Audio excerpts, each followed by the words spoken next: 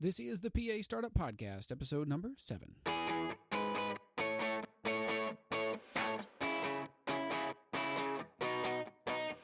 This is the PA Startup Podcast, where we help pre-PA students, current PA students, and new grads start their careers as physician assistants. I'm your host, Chris Darst. We are glad you're here.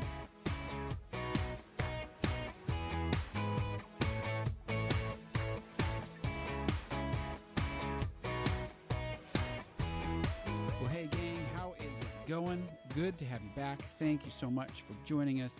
We have an interesting episode today. This is an area I know nothing about. I wish I knew more about it. So this guy that I'm talking to today, his name is Mike, and he is the finance fellow.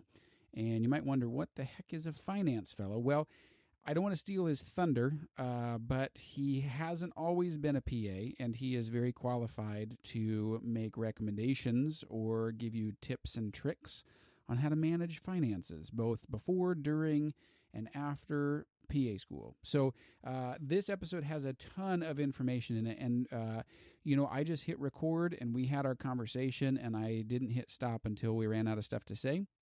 It ended up being longer than our normal episode, so I apologize for that, but this is so full of great information. So definitely put it on. You can do some other things, keep it in the background, rewind it if you catch a tip that you want to jot down. But man, this is so full of great financial information. Mike and I emailed back and forth and had quite a conversation going on. We talk about everything, honestly. We talk about choosing the right school. We talk about loan forgiveness. We talk about how to live frugally while in school, retirement accounts, treating yourself as a business. It's crazy. So definitely check this episode out, and I will be back at the end to fill in any gaps. But here you go. This is my conversation with Mike, the Finance Fellow. You can find him on Twitter, The Finance Fellow, and that's Fello. And his website is thefinancefellow.com. So here it is, and I will check back with you in a second.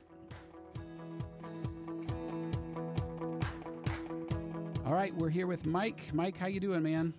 I'm very good, Chris. Thanks for having me on the podcast. Really appreciate it. Happy to be here. Yeah, awesome. Well, you and I are in the same boat. We've worked crazy weeks. We've had to reschedule a couple times, so I'm glad we're making it happen. Thanks for your time. Sure, absolutely.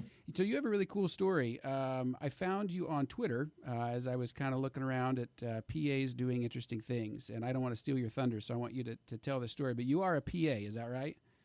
I am a PA, practicing now. I'm in my 4th year of practice. I'm in trauma and acute care surgery here in New York. It's a position that I love. I love the job. I love doing it every day.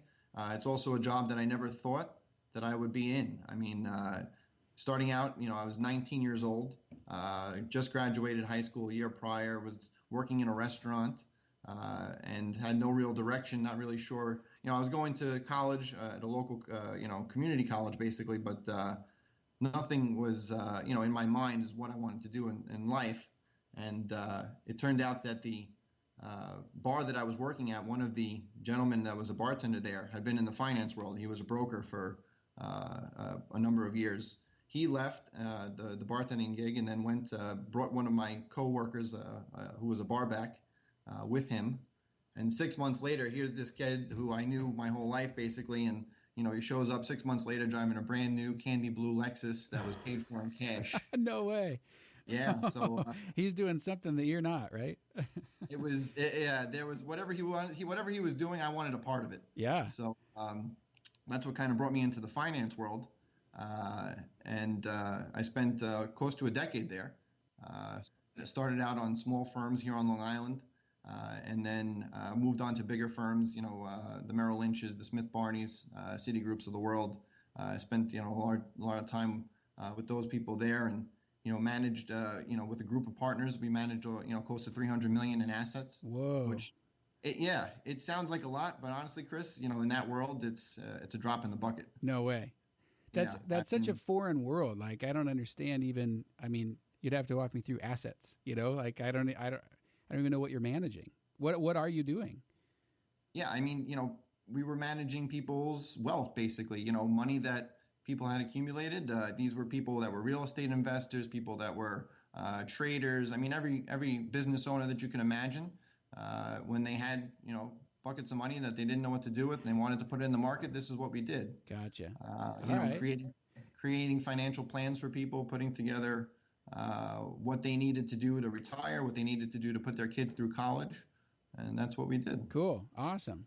So then, how did that segue into the PA profession? I mean, that sounds if you got the buddy with the candy blue Lexus and, you're living large. What made you make a switch? Yeah, I mean, the money was what got you into it and what kept you there, but I think it's from Rounders, the movie Rounders. When the money is gone, time to move on. Yeah. Uh, in 2007, 2008, the market changed. Basically the market collapsed, and the world of how you made money in finance changed over the course of years. And the only reward in that job really is the money. The Right. only reward is the paycheck at the end of the month, and you work hard for it. Every month you start at zero. Because if you're commission based, you're working hard every month to make sure that you eat that month. Wow. It's it wears on you. And in terms of a lifestyle, having a lifestyle that was going to, be good for a family, be good for, myself as a human being going forward, I knew that, it wasn't something sustainable that I wanted to do for the rest of my life as a career. Sure. And what got me into medicine was really my wife. She was studying for nursing school when I met her, and she'd be sitting there doing flashcards and studying for her board exam, and it was something I said, this is kind of interesting. I think this would be something I would want to do for I could learn something I would want to keep myself educated on and keeping myself in that kind of field. So one day I woke up, I told my wife, hey, I'm going to go to medical school. Wow. And what did she say to that?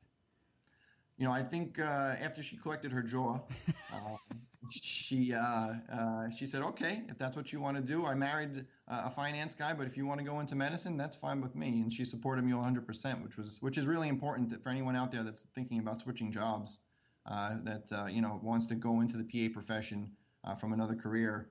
Having the support of people around you is so important. Yeah, definitely. So now you said med school though. So how did you end up in the PA profession? Sure. I mean, being in finance, when you think about medical world, you know nurses and doctors. That's all you know, right? I really knew nothing about PAs up until I became an EMT.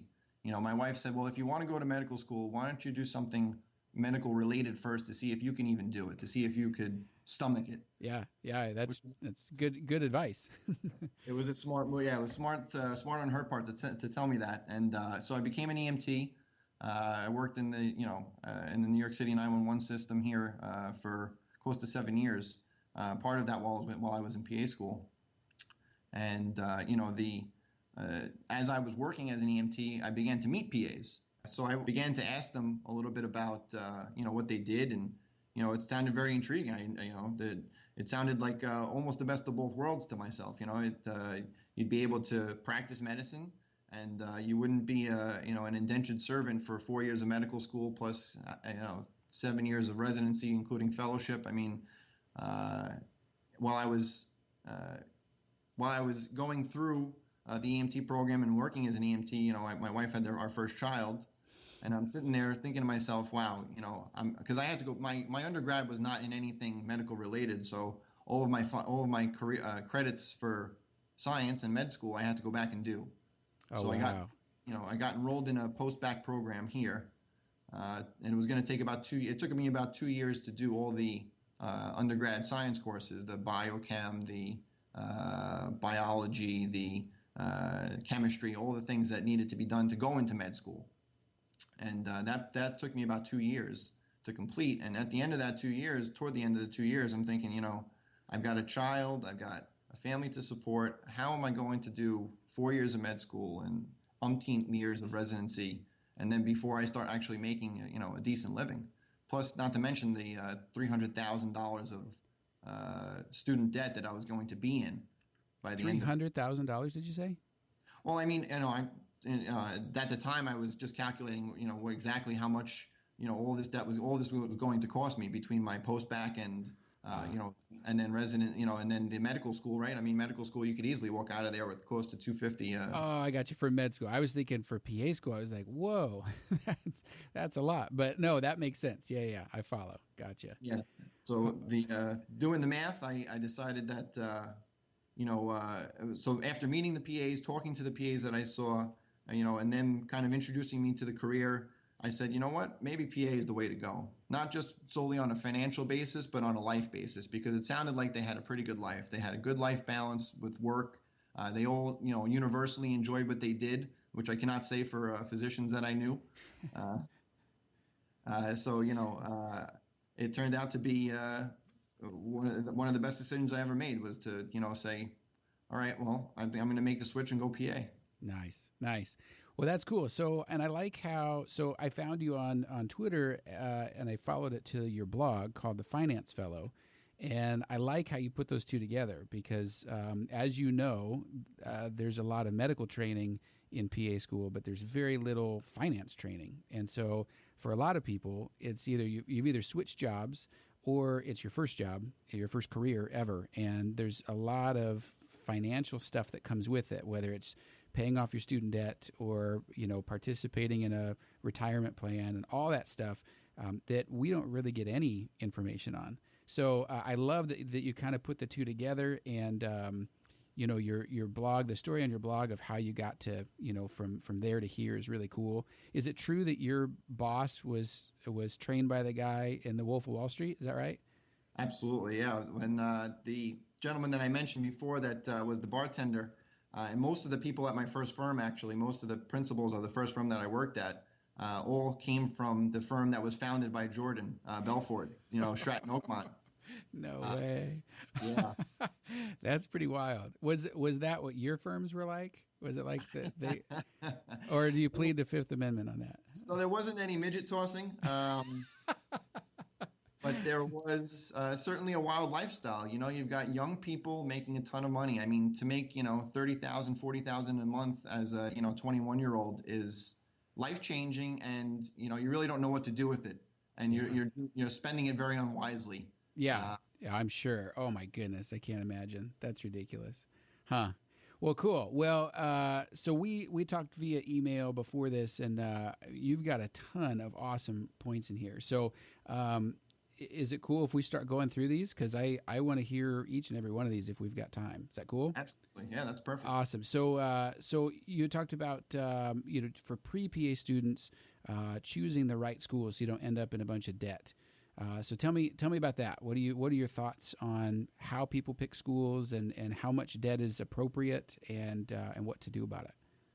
Absolutely. I mean, when you look at what your degree is going to get you at the end, being a PA, you do make a reasonable salary, more than reasonable salary, and it's something that at the end of PA school is the pot of gold at the end of the rainbow there. But if you're going to a school that is only locally known, and I think this applies to undergraduate school as well, and I would tell my children the same, that if you're going to go to a locally known school, then you need to plan on working locally, right? Because if you're, Cornell was the school that I went to here in New York, and we had people from all over the country. We had people from California, from Utah, from literally a lot of different states, and but that name kind of resonates throughout the country, right? You've got a brand there, you've got a pretty big brand. But if and I looked up one of the schools local to you there, I think you're in Nebraska,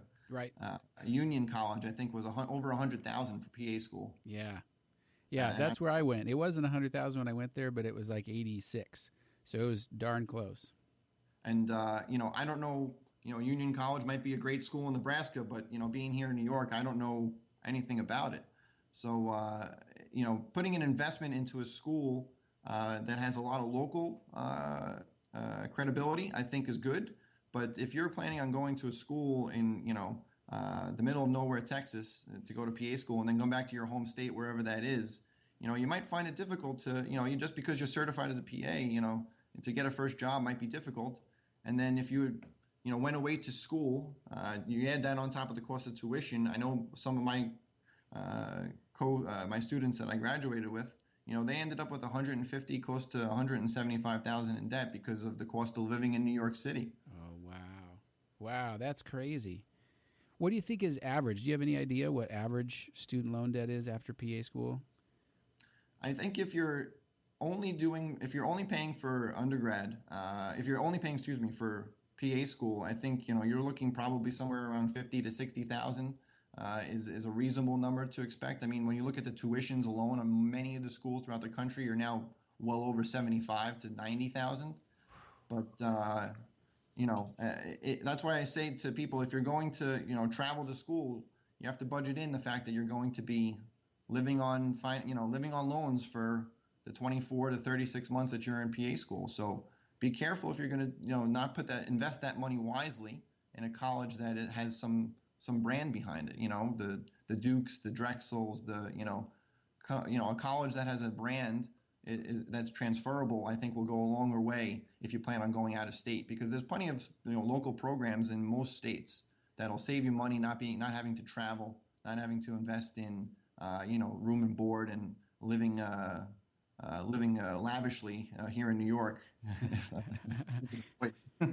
Yeah, yeah. We did a Q&A episode. It was episode number 5, where somebody had asked. They said, I've got a big name school that I got into, but it's going to cost. Or I have a local school that's affordable, but it's not as widely known. It's respected, but it's not widely known. So what do I do? And I agree. I think, it's going to be hard. I basically, my advice to students is pick what you want to do or where you want to live, and kind of go from there. And if where you want to live is conducive to the cheaper school, by all means do it. But if you say, I'm going to gun for a prestigious job right out of school, you might need the brand, like you said. I like how you put that, because it is a brand that schools, the big name, the Dukes and the Northwesterns and things, that will offer students that graduate from there. So yeah, I'm following you 100%.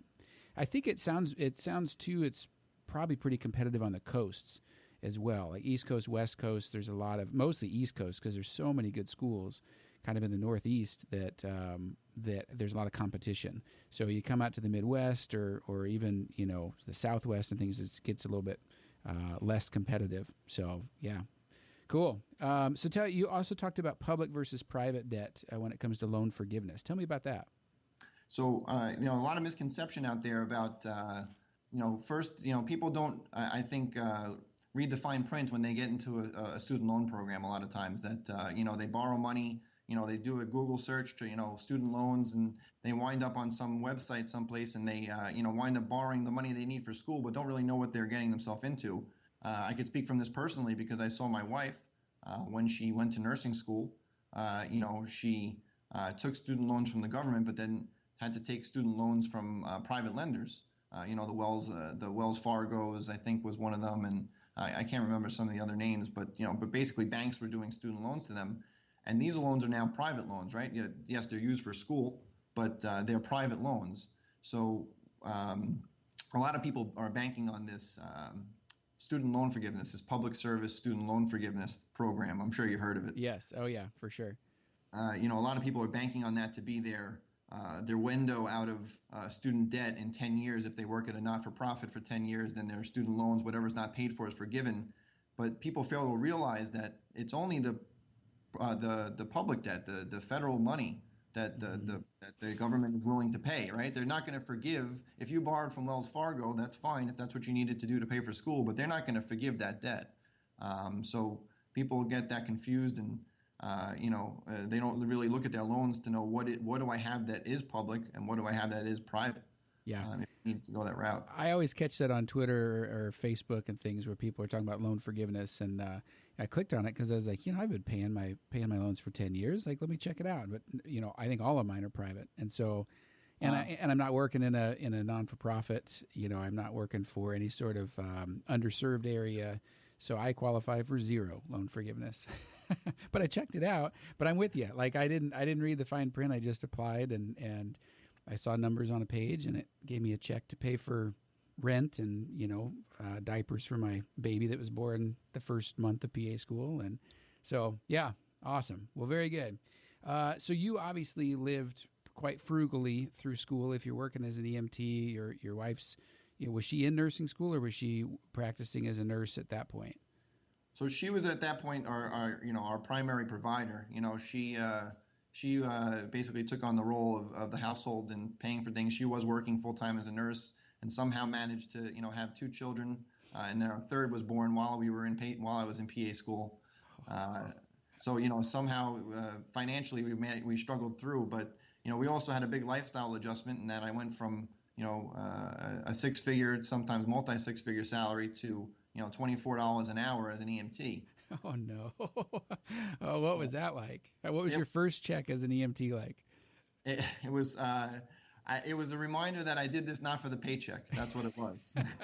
I bet that's a sober reminder, but a good one though, because obviously you stuck with it, so you're in it for the right reasons. Of course. And at the end of the day, like you said, money, when the money's gone, it's time to move on. Like you can't make a base or a decision based on money, because it'll bring you happiness for a little bit, but even if it's in a PA job, you can't chase the highest dollar amount you can get. If you don't like what you're doing, you simply aren't gonna make it last.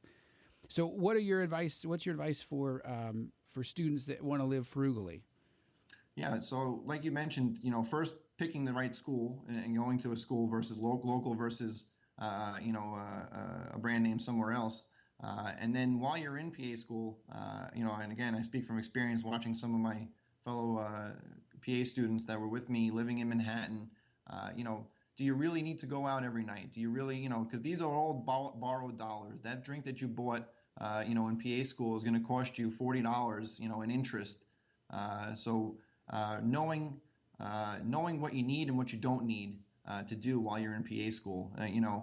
Everyone needs a social life, right? No one's saying that you need to live like a hermit and not, it's important to make a network for yourself and be part of the class activities and things like that. But if you're living away to school, we had dorms for our PA students in Manhattan. So you can imagine rent in Manhattan is not cheap. But the dorms offered, a relatively cheap way for people to live.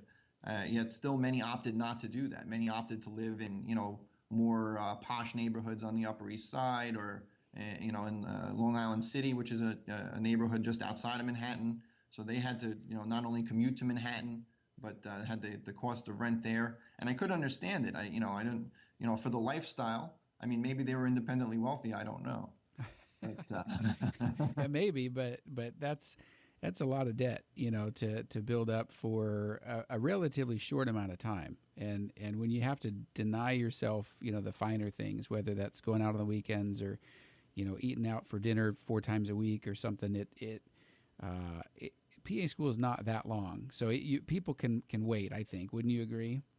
Absolutely. I mean, again, don't make yourself unsocial, but at the same time, don't put yourself in a worse financial situation, because those friends that you make during PA school, especially when you're going away, they're not going to be there to pay your student loans when you graduate. Right. So, Yeah, yeah. It doesn't matter how many drinks you bought them; they're not going to buy you enough back to make it worth it. exactly. That's funny. You mentioned something in here, and this is intriguing. You said how to never pay more than 3% a year in credit card interest. What's that about? So, when I was, in PA school, sometimes, month to month, you didn't make the bills, right? So, you didn't, you needed to do something on credit, to make things work. So when you look at a credit card, right, there's, whatever the interest rate is, 14%, 18%, it's astronomical. But if you need to carry, so obviously that's why people say, pay it off whenever you can, but sometimes you need to carry a balance. This isn't, this is the situation of life sometimes, that you need to carry over some balance month to month. But in reality, I think one of the greatest things my parents ever did for me when I was a teenager was put me on as um, a card holder with one of their credit cards, right? And this is something that anyone could do, for if they trust their teenager, right? If they trust their teenager, they can name them. It's always difficult, right, to say that, but Yeah. you can name them as a. You don't actually give them a card in their own name. It's basically you're giving them a card that's in your name, kind of. Their name is on the card, but it's all related to the parent's credit. Okay. And my parents had pretty good credit, so when I got into college, I had credit cards with credit limits of 10,000, 20,000, which is kind of unheard of for a teenager, right? Most people get a credit card, it's like a $500 or $1,000 limit. Yeah. Yeah. So, first it's enticing, but also it's to have a good credit rating going into college, enabled me to kind of play the credit card game where, all right, I'd have two credit cards, and always, one of them was offering 0% interest for 18 months on a balance transfer. Okay, the only caveat to that was that you had to pay 3% upfront for that balance transfer. Okay, so if I've got one credit card that's coming out of that time period, that 18-month window, and that the other credit card that I have is offering me another 18 months of 0% interest if I only pay 3%, transferring a balance from one card to another, you pay the 3% up front, but essentially now you've only paid 3% for a year. Oh, Right? wow. You've bought yourself 18 months of 3% interest basically. Rather than the 14 or 17 or 21% that they're normally charging you. That they're normally charging you, exactly. And that it enabled me to kind of float money for a while at a very low rate. I mean, a 3% interest compared to 24, you obviously there's no comparison there. Yeah, yeah. So, Now, is there a limit to the number of times you can do that? no, I mean I did it. I think 3 times between the two cards. Basically, whenever the time frame on the one card was up, whether it was 12 months or 18 months, if I got lucky, I'd look and see if my other card was offering something, and almost always it was. And always I'd be able to make a phone call to the credit card company and say, hey, listen, I'd like to consolidate a balance. Is there any offers out there? And without fail, every time they said, yeah, sure, we'll give you 0% for the next 20 months or whatever, and just pay the 3% up front. And it was beautiful. It worked out very well. And That's really smart. That's really cool. Holy cow. All right. Well, I got to do a little homework tonight and see which one of my cards is offering something. Awesome. All right. Well, now this is something. I'm not a new grad, but this is a very good question that people ask me and I don't have a good answer for. So when let's say you graduate, you start a job and they have some sort of retirement account or a matching program or something like that. But your student loans are now going to come due, and you're going to have to start paying on that. So should you aim for paying your student loans down as fast as possible and not saving for retirement? Or do you go the opposite, put as much towards retirement and stretch the student loans out? Or do you do a combination? What do you recommend? So, what I have recommendations in this is kind of controversial, I think, because, when you talk to the Dave Ramseys and the financial advisors of the world, they're always going to tell you if you could save for retirement, even if it's $10 a week, you should save for retirement, right? But if that student loan bill, and if you're at a place in your life, if let's say you're graduating and you're a single person, you don't have any real responsibilities. Maybe you're living at home still if you're still relatively young. And again, this is a very personal decision for most people. But to stress yourself out thinking about saving for retirement, which is 30 or 40 years away, when every single day you have to wake up thinking about your student loan payment, thinking about that, next month, I'm going to have to pay $1,000 or $500, whatever it is, to the government for my student loans. If that's weighing on you that much, then you know what? The retirement can wait.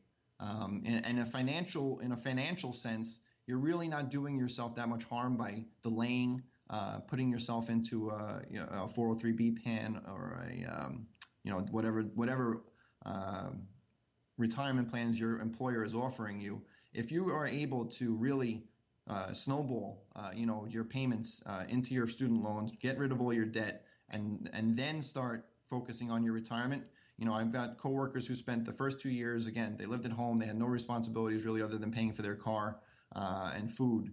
So they paid off pretty significant sums in the beginning of their careers, and now are able to bank significant amounts of money every month into their retirement plans because they don't have that burden. They don't have that $1,000 bill that's going to come every single month for the next 10, sometimes 20 or 30 years.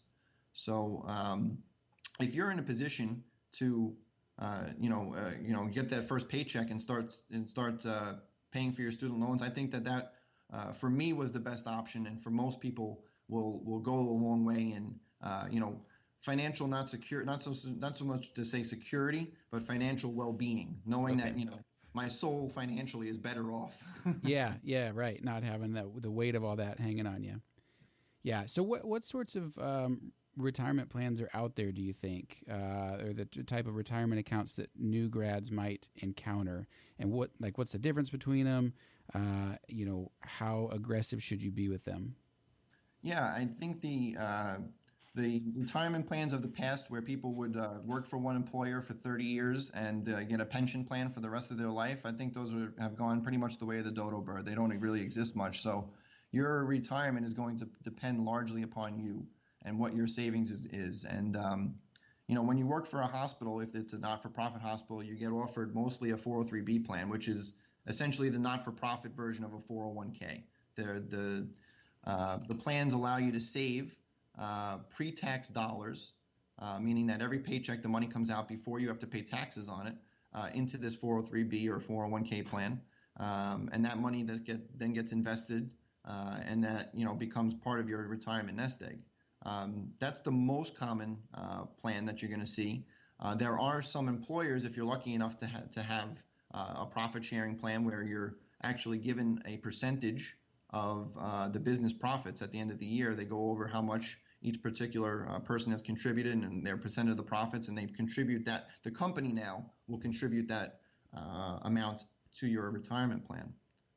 It all comes down to who's paying for your retirement. It used to be that the companies would pay for your retirement. It was their responsibility to put enough money aside that when you retire, they had enough money saved for you and invested for you that they could pay you for the rest of your life. And that has been a huge shift in the United States over the past decades, that now the burden and the onus is on us.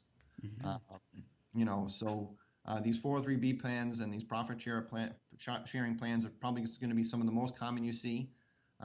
There's also defined benefit and defined contribution plans. The difference being for those, again, is who's paying for your retirement. So in my job, we have a defined contribution plan in that the employer is now, and at the end of the year, whatever your salary is, they put 5% into a retirement account for you, right? So that's not money that I worked for. That's money that they have, that they put aside into an account, but that's my money. I have the responsibility of investing it and making sure it grows, versus a defined benefit plan, which is more like your traditional pension plan, where it's their responsibility to put the money aside to invest it, and they're going to pay you a certain amount at the end of your career as a pension. But again, that's a few and far between that still offer that. Yeah, I think the number of jobs average for a PA over the course of their career is 3. So people are kind of moving from one place to another. It's not how it used to be, where you work somewhere for 30 years, like you said, and never move off. So are there any of these that go with you? I mean, the 403b, I know a pension doesn't typically travel with you because that's kind of owned or managed by the employer. But what about the retirement account, that money that you said in your defined contribution plan? Does that go with you if you move to a different job? They're obviously not contributing to it anymore. So yes, the money that you get in a defined contribution plan is yours, right? That money given to you. However, most companies have a vesting period. So the usual number of years that you have to be with an employer before you're 100% vested in that plan is 5. So every year, so let's say you put 10,000 a year, or they put 10,000 a year into a defined contribution plan for you based upon your salary. In year 1, you may only have rights to 20% of that, and then in year 2 you have rights to 40, and then 60, 80, and so on up until year 5, when the money is fully yours. So if you were to leave that employer before that first 5-year schedule of vesting is up, then you could certainly take that money with you, but you're not going to get 100% of the account value. You're going to get whatever you're vested for.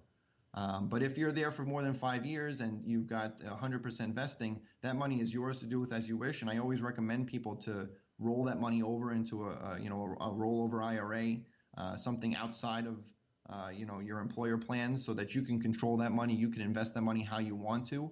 And what happens a lot of times with people is they have that money there, they forget to roll it over, and it sits there, and the investments go stale, and you think you've got a lot more working for you when you really don't. So keeping an eye on that account, especially when you move employers, whether it's a 403b plan, a defined contribution plan, it's so important to move that money with you when you go. And most of those types of plans, those are pre-tax. Is that right? So Correct. so when you withdraw from them, whenever that is, that's when you're taxed on it. Correct? Correct. Yeah. When you're earning money pre-tax, that money is taxed when you retire, and you'd hope that it would be at a lower tax bracket. I mean, who knows where taxes are going to be Yeah. 20 years from now? But you would hope when you retire, you're making a little bit less money than you were when you were working. So you're ideally going to be taxed at a lower tax bracket. But now they have all types of options like the Roth 403B and the Roth 401k, where that money goes in post-tax, and that money then will come out tax-free, and all that money will grow tax deferred, meaning that you don't pay a dollar on interest, you don't pay a dollar on capital gains. And that money grows all tax deferred, and then when it comes out, it's completely tax free to you. So these are new plans that haven't weren't always around, that are great plans to get involved in if they offered. And that's banking on your tax rate's going to be lower. Or, I'm sorry, higher when you take it out. So you've already paid taxes, then you don't have to worry about it when you withdraw. Correct? Correct. Okay. Correct. Yeah. When an employer makes a contribution, is that still technically pre-tax because you haven't paid the taxes on it? They've just deposited it in your account. Correct. Yeah, that's still the defined contribution plan, where any monies that an employer puts, and that applies also to any matching, like like some 401ks and 403bs have match plans, and which means that the employer matches a percentage that you put in. So if you put in 5%, they might match that 2%. Again, that's a rarity these days, unfortunately. But all that money is pre-tax, so all that money, is not taxed as you earn it, but it's taxed when you retire and you have to take it out. Gotcha. Okay. Cool. Very good. Well, that clears it up a lot. Thank you. That helps me too to understand the difference between everything. Well, cool. You had mentioned too in your email approaching your like personal finances by treating yourself as a business, and that's pretty intriguing because that obviously just like we don't get financial training in PA school, we don't get any sort of business training in school either. So tell me what that means. What do you mean by that? Yeah, so a business has a life cycle, right? A business goes from startup, where you have a product or service idea, where you want to develop that. Then you go out and you get some fundraising for it. You get venture capital. They invest money in you, and you develop this product. You develop this idea, and then after this product development phase is over, then you go out in the market and you test the product. So then you've got okay, does this product work? Do people want it? Are people going to buy it? After that particular phase, you've got your proof of concept. You've got okay, people want to buy this product. It's a good product. Let's go out and sell it, and that's where you really make money.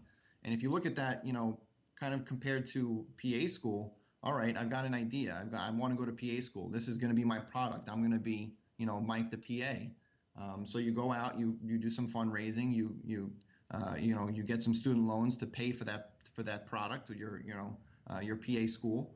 And then you go out and you develop it, you go to school, and then you start your career. And then once you start your career and you've got proof of concept, okay, I'm a PA, I could do this and I could do it well. Then you've got a real income potential there.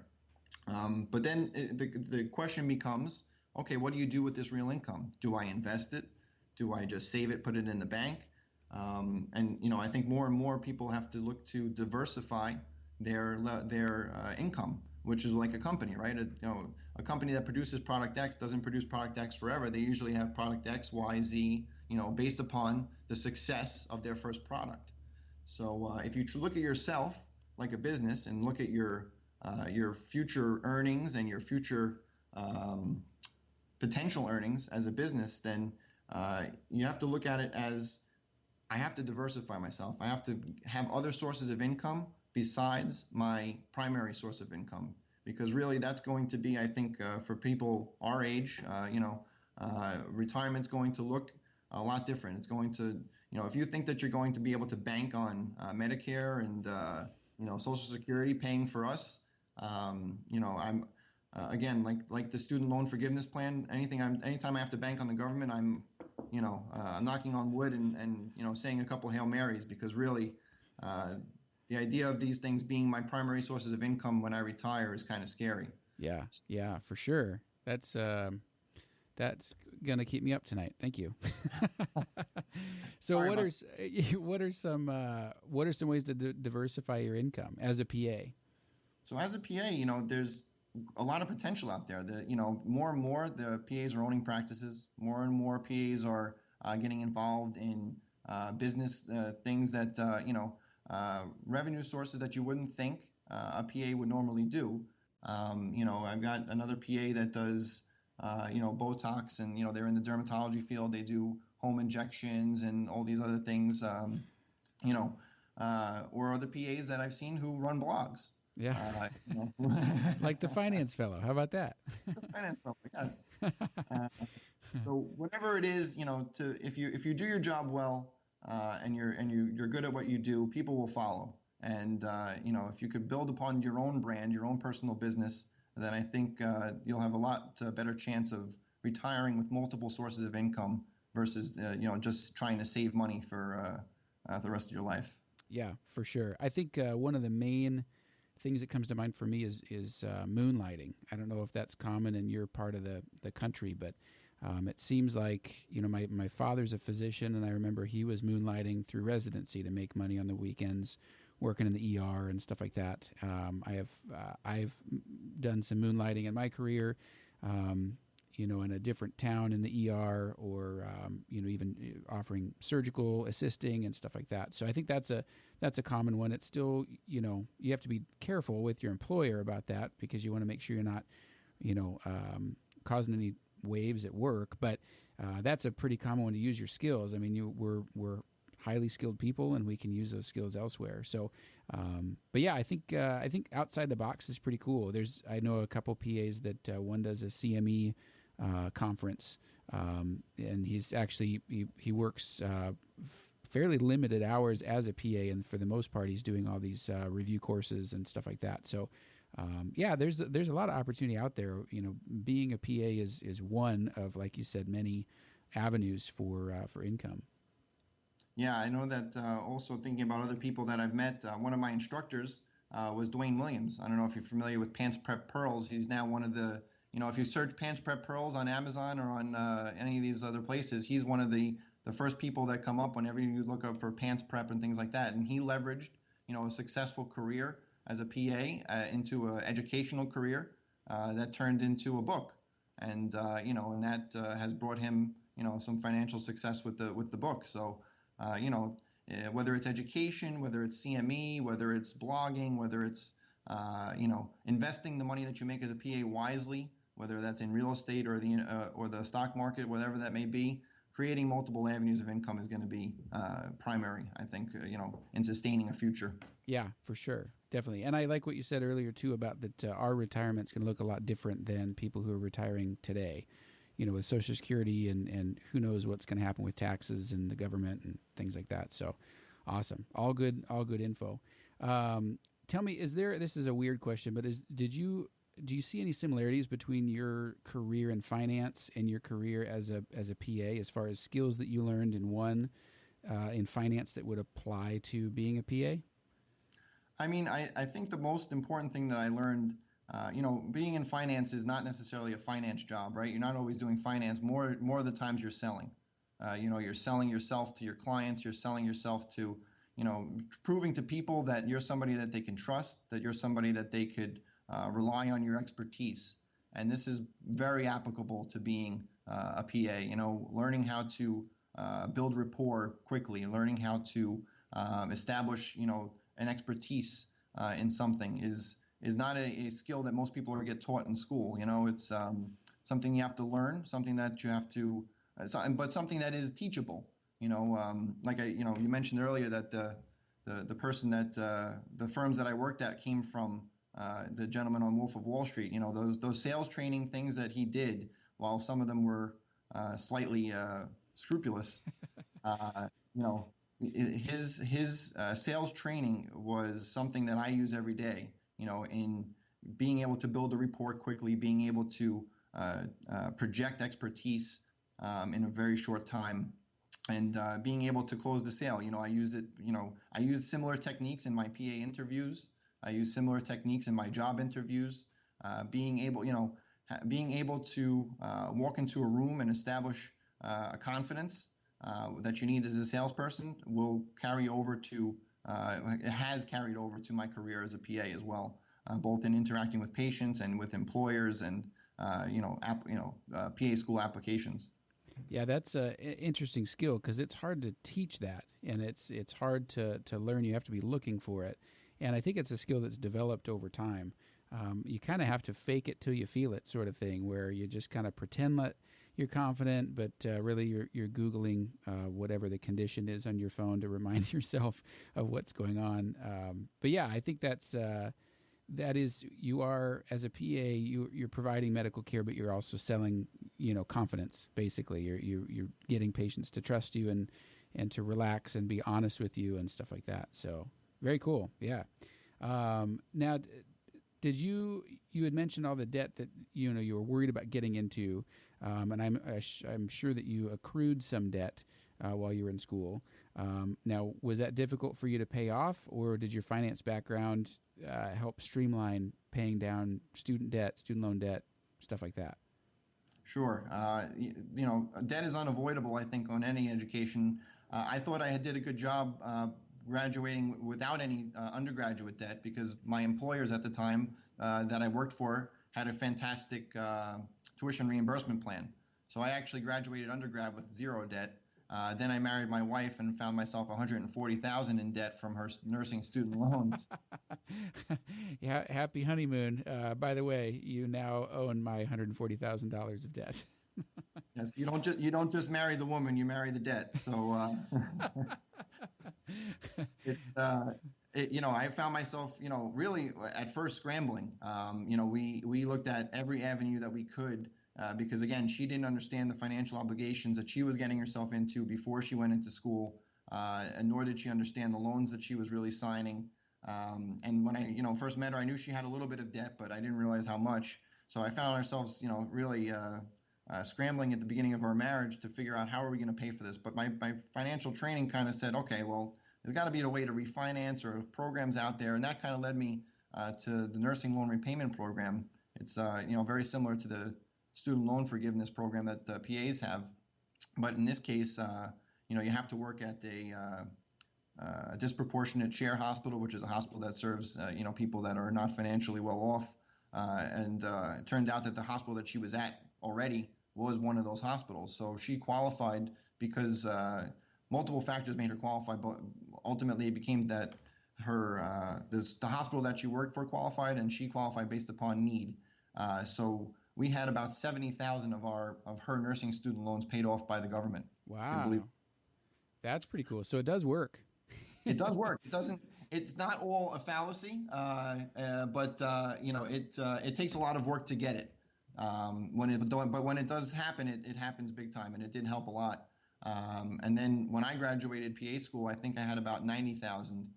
So between the two of us, we were back up at our original, somewhere around 140 to 180,000, I think it was total in total debt, right? Between student debt and credit cards and everything. Plus, we owned a home, Oh and yeah. while Oh. I was in PA school, we bought a home. Um, and that turned out to be the way we paid off our student debt. We looked at our home. We bought a home that was very cheap. We bought a home that needed repairs, and we did those repairs over the course of 3 years. And this market that we've had, real estate market in our area has been tremendous, to say the least. And the values have increased beyond what they were back in 2007 and the crash of 2008. So we put some work into the house, put some money into the house, and looked at the market and realized, well, we have an option now. We have either we expand our house because our family was expanding. We now have 4 children, we needed more space. So either we put the money back into the house and take out more debt to expand the house, or we sell the house and pay off our student debt. And that was what we did.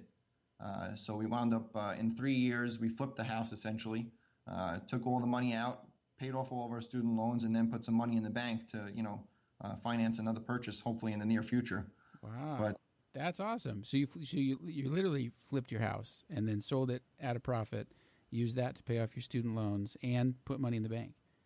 correct. That Well, was the end goal of all of it was, what, let's be debt free, walk away clean and clear, and we'll maybe we're pushing the reset button a little bit, but we were really lucky to be in the market that we've been in.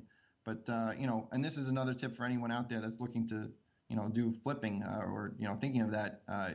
you have to be in a house for 2 years, living it as a primary residence for 2 years before selling it, and you won't have any tax implications on that up until the first half a million in profits. So that's really how a lot of wealth is generated in the real estate market.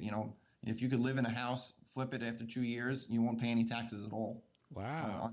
on any of the gains. Okay. All right. So 2 years, it has to be your primary residence, right?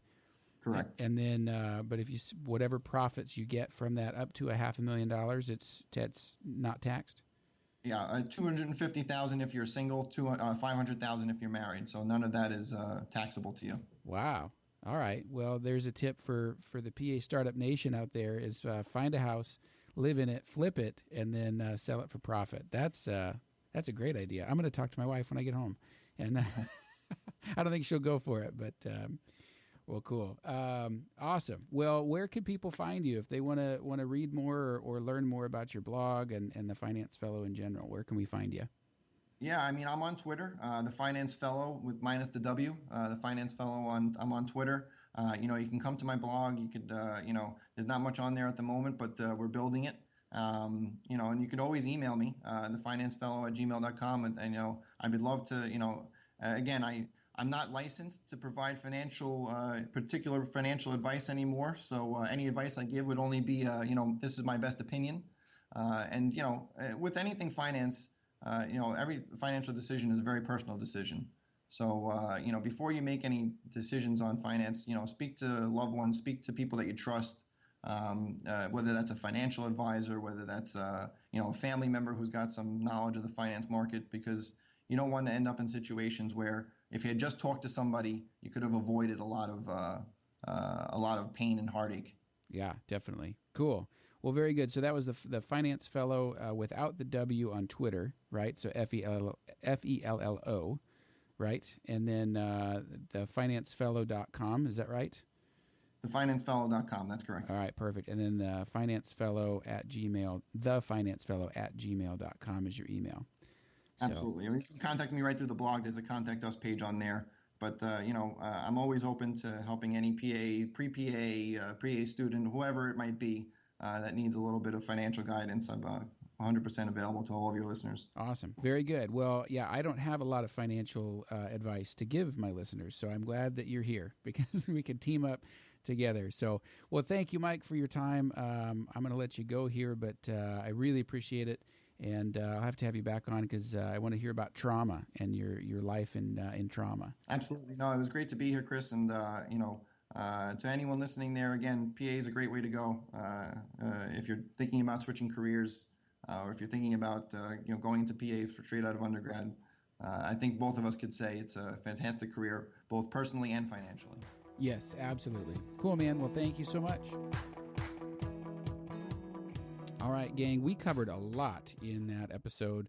I hope you found some great information, whether you're a pre-PA student, a current PA, or a new grad. You're talking about retirement accounts, the whole 3% interest on credit cards. That was earth-shattering to me because, people use credit cards and that, 17, 19, 21%, whatever your card is at, that adds up pretty quick.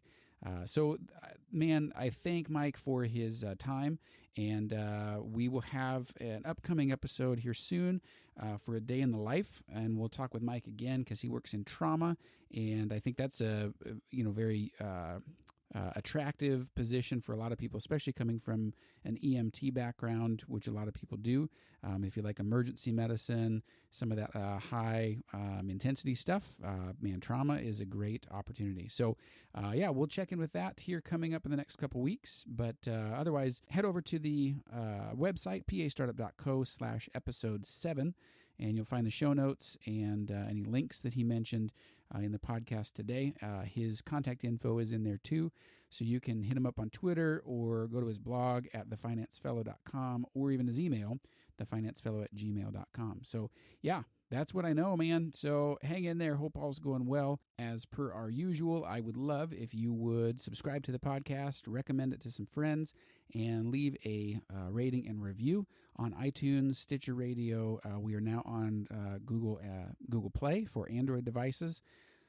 Yeah, so there we go, man. We're growing, and it's all because of you guys. So glad you tuned in today, and I will talk with you guys soon for our next episode next Tuesday. Keep plugging away from now until then, and I can't wait to talk to you again soon.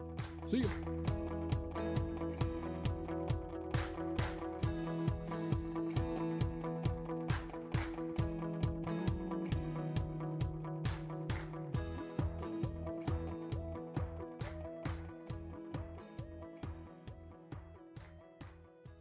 Hey, Dad, Yeah, Junie.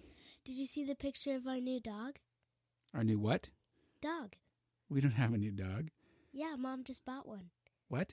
A new, like an actual dog? Yeah, Another one? yeah, Are you serious? yeah. What does it look like?